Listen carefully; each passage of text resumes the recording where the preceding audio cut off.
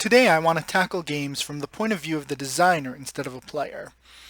Where I started by talking about the most basic concept for players in action economy, let me start by talking about the most basic concept for a designer, what I'm going to call unity of design. Unity of design means that everything that goes into a game, from mechanics to art to fluff, should reinforce your game's theme, mechanics, and concepts. This gets more important as you layer more narrative elements into a game. So here's a good rule of thumb to see if a game has a strong unity of design. Are your players acting in a logical way for the situation and the narrative places them in, or how you want them to behave to further the game experience or narrative?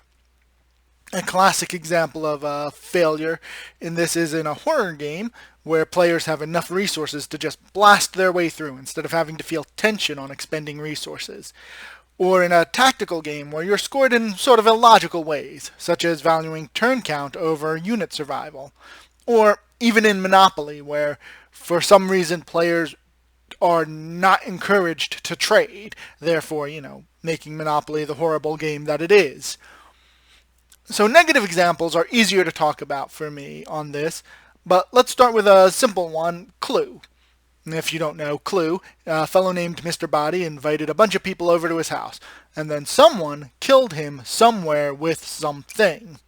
It's a fun, quick, deductive game, but from a pure design perspective, it's a mess, right? Odds are, if you're the killer, you don't even know that you're the killer, and you, even worse, don't know whether or not you're innocent most of the time. Mr. Body must be some sort of bloody mess because we can't be sure how he was killed. And during the investigation, your players are going to act in really odd ways, right? You split up despite knowing one of you is a murderer. And you even call the person you suspect is a murderer to a room with you and hand them a weapon and say, "Did you kill Mr. Body with this?"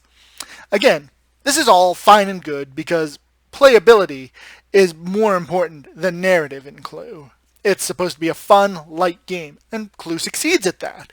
And since games are meant to be fun, playability may want to be higher than thematic unity here on your design list.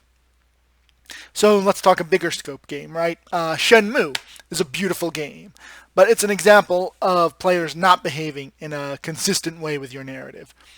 In Shenmue, you are Ryo Hazuki in 1980s era Japan. A mysterious man killed your father and stole a valuable artifact from your home. Naturally, being a teenage martial artist in the 1980s, you have vowed revenge. The game revolutionized open-world games. It introduced quick-time events to the broader population.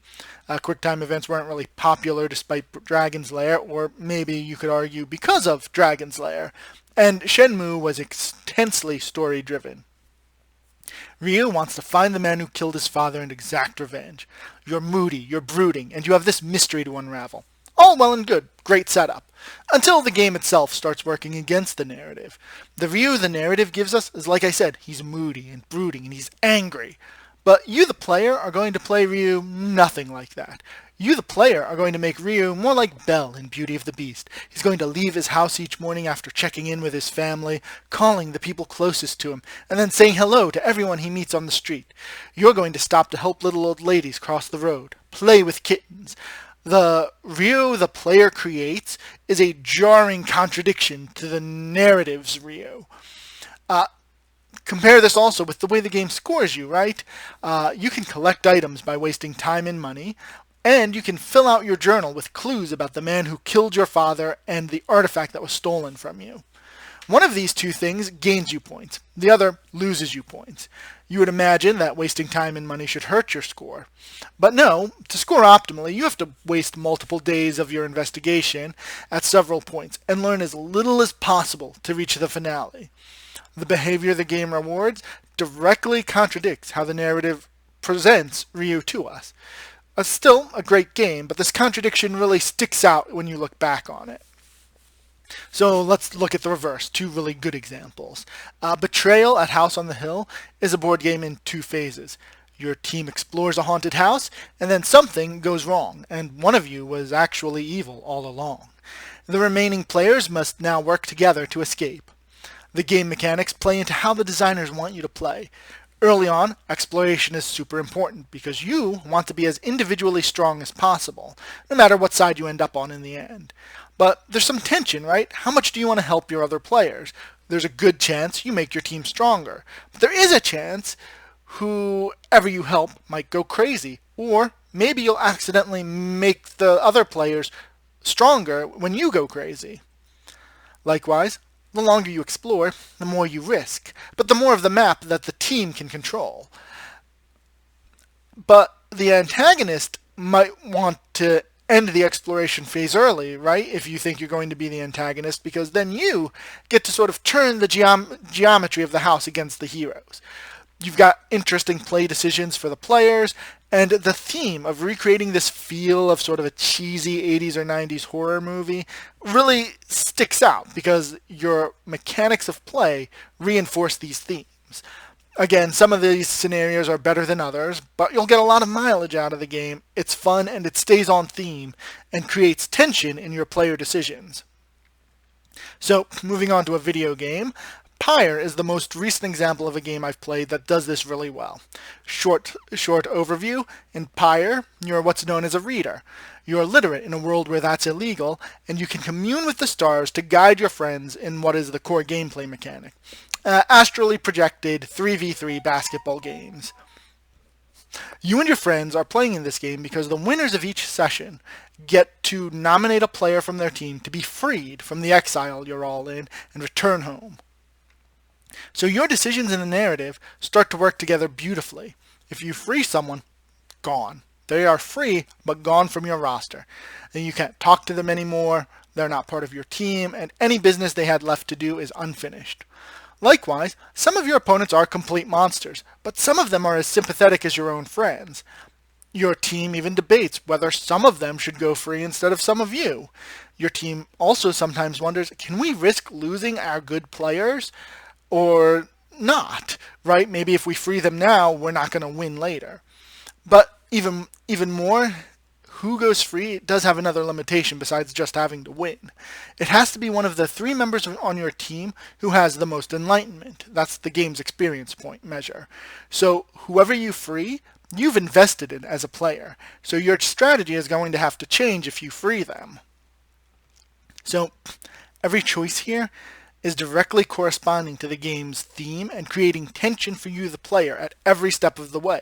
But it's a fun sort of tension, right? It's not like in a BioWare game where all of your decisions generally only really have one good outcome.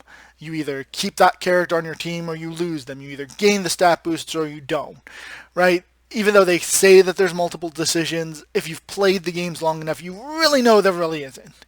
And so your decisions become gamey and not narrative-based.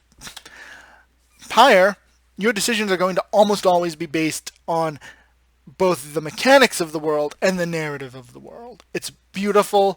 The game also has a wonderful soundtrack and great art style, so if you have time, you should play it. And when you play it, you'll sort of see what I'm talking about, and you'll see how this unity of design that the team had when they made the game really reinforces the ability to enjoy the game. And it doesn't create that weird, disconnected feeling you'll get sometimes when you're playing Shenmue and you make Ryu do something that just is weird because you want the points or you want that collectible. So, unity of design reinforces player choice and narrative, and when it's good, it creates fun tension, not just mechanical weighing of odds. When it's bad, player choice is illogical, or you do gamey things that don't make sense because it increases your score or increases your odds. The better unified your design, the better your players feel that their choices matter and they feel organic to the game. Pyre's choices are going to feel consequential to your players, whereas Shenmue, your choices are just trying to get on your checklist and complete things. Again, this isn't to say Shenmue is a bad game, or that Pyre is a better game, but they show how you can approach the design of your game in different ways. Anyway, thank you for listening, and I'm not sure what we'll talk about next, but I think now we've covered the 3 basic things, right? The importance of choice and how we think about choice, the concept of action economy, and then the concept of unity of design. anything we talk about when it comes to game design is going to touch on all three of these things. Thank you and have a good day.